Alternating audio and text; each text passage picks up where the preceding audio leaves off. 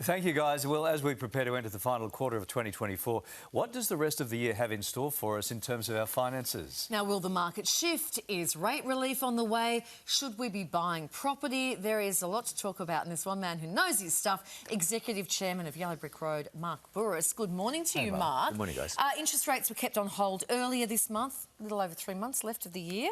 What's happening? How are we looking?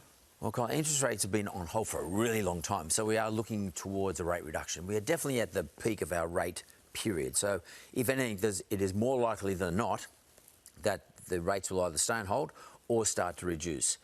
We tend to look at what happens in the US. And Jerome Powell, the equivalent of our Reserve Bank governor in the United States, has already said to the market that he will definitely be reducing rates. He just hasn't said when.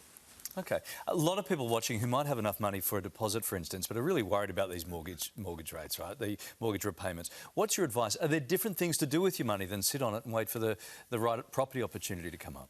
I'm not here to give property advice, but if rates are on their way down, and if you can afford right now to borrow the money and you have the deposit, then my suggestion is that, well, what I would be doing is I would be actually buying a property now. Because for every 50 basis point decrease in the interest rate, which is 0.5%. Yeah, 0.5%. Lenders like me, we can lend 5% more. So if rates come off by 100 basis points, 1%, then I will lend every borrower in the country 10% more. All that usually means is the price of the market restructures and the prices go up by 10% because it becomes more affordable. Right. And people can afford. People are only interested in not in how much they borrow. People are interested in what does it cost me per month. Yes. That's all they care about. Yes. They look at this house, say, I've got a deposit, it's going to cost me $2,500 a month, I can afford it. They don't care whether they borrow $1 million or $1.1 million because they know they're going to pay it off over 30 years. $4,000 a month. So, $5,000 a month. The answer to your question is, I would be borrowing now because there's probably a greater chance of property prices going up. Of not going up. Yeah, we did notice your holiday home is up for rent. Is it nice? Should we be checking that out on Airbnb or something? I'm not sure, but most Aussies can't. Oh, is this it? Well, this looks a nice little weekender. Oh, nice. Well, it actually is a weekender, so right. But it's a little resort. Where's it? Up in Byron Bay. Byron Bay. That does look delightful. Thanks for the free ad. But most people aren't in the market for looking for a holiday home. But what do you think about a holiday home? Well, for some, my place is not for sale, but we just rent it as like a resort. I have another house on the property. What do I think about holiday homes? Airbnb is a great outcome for holiday home owners because it can help pay off the property. That's the first thing. But in some areas, there is now restrictions on how often or how many times you can actually rent your property out. Sure. And there is a lot of exceptions to that, of course, but that's a bit of an issue. I think that buying a property for just the purposes of leasing it out for your holiday period when you can afford to go up there, I think it's a bit dangerous. That's my view. OK.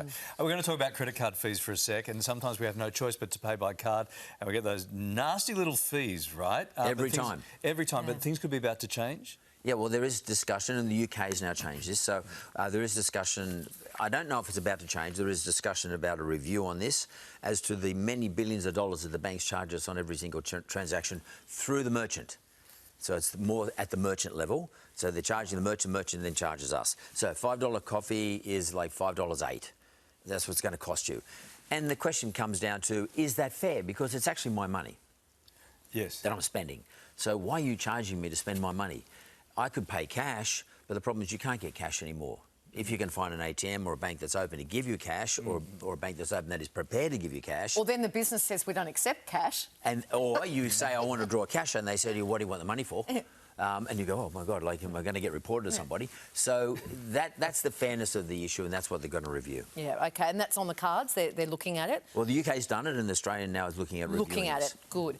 Can we talk about your work with tradies? Because you've begun a little program to assist them getting loans, because they're sole traders, a lot of them, right? Yeah, and you're right. And, Kylie, what happens with tradespeople, and, by the way, it's anyone, like a painter or whatever, chip rocker, tradies have difficulty borrowing money because, generally speaking, they're not earning a wage, getting tax taken out. Generally speaking, they can't. Sometimes they haven't put a tax return in, etc., haven't done their books. So we launched a thing called tradieloans.com.au. The objective here is for tradies to come to us and we're going to fit them out with a loan to buy a new truck or to get an excavator or whatever the hell they're trying to get the money for, and for home loans for that matter too. Because tradies, in my view, should not be discriminated against by anyone. We need tradies and we need to attract more kids to becoming tradies, to do apprenticeships.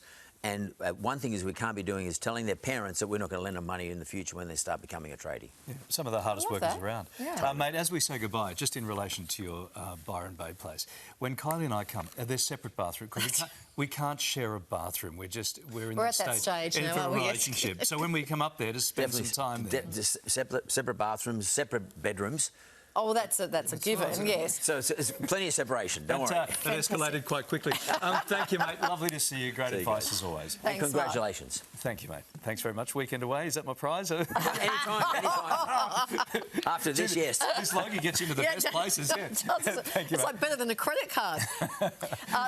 Kylie tried to use my logo as a credit card at the bar. Well, because I at the after party, she tried to tap it. How'd it go? Well, I thought there'd be no merchant fee on that. You know, just tap away. There was no 8-cent surcharge, so I was winning. I think it was a 50% surcharge and a penalty. Good on you, mate. Thank you. Thanks, guys. Soon for you this Monday.